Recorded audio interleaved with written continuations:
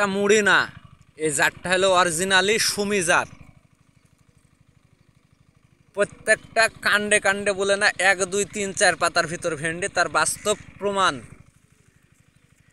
ভেন্ডি কিভাবে করতে হয় আমার এই ভিডিওটা অবশ্যই আপনারা দেখবেন আর লোকেকে শেয়ার করে দিবেন, অবশ্যই কারো না কারো উপকার হবে।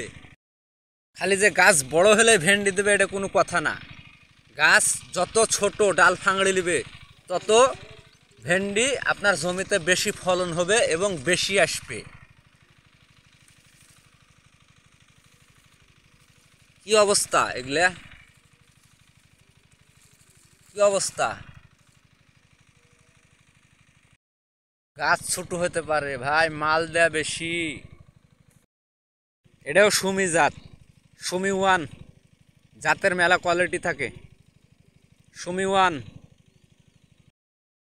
একটা কৃষক যদি সুষ্ঠু সুন্দরভাবে ভেন্ডি 10 কাঠা ভেন্ডি রোপণ করে তার অনেক টাকা খরচ হবে না, কিন্তু একটা লাভজনক আবাদ।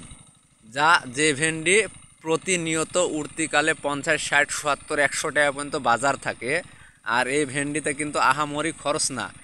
10 কাঠা মাটি যদি আপনি ভেন্ডি করেন, সর্বপ্রথম আপনি জৈব সার দিবেন, যাকে বলা হয় গোবর সার 1 টলি দিবেন, 10 কেজি দিবেন টিএসপি, 5 কেজি দিবেন পটাশ, 1 কেজি দিবেন দানাদার দিয়ে জমিটা যদি আপনার শুকনো খড়খড়ে থাকে তো অবশ্যই জমিটা আপনি আগে ভিজালেওয়ার পরে যখন জো চলে আসবে জড়ার মতন একটা, তখন আপনি ভেন্ডির বিচি রোপণ করুন।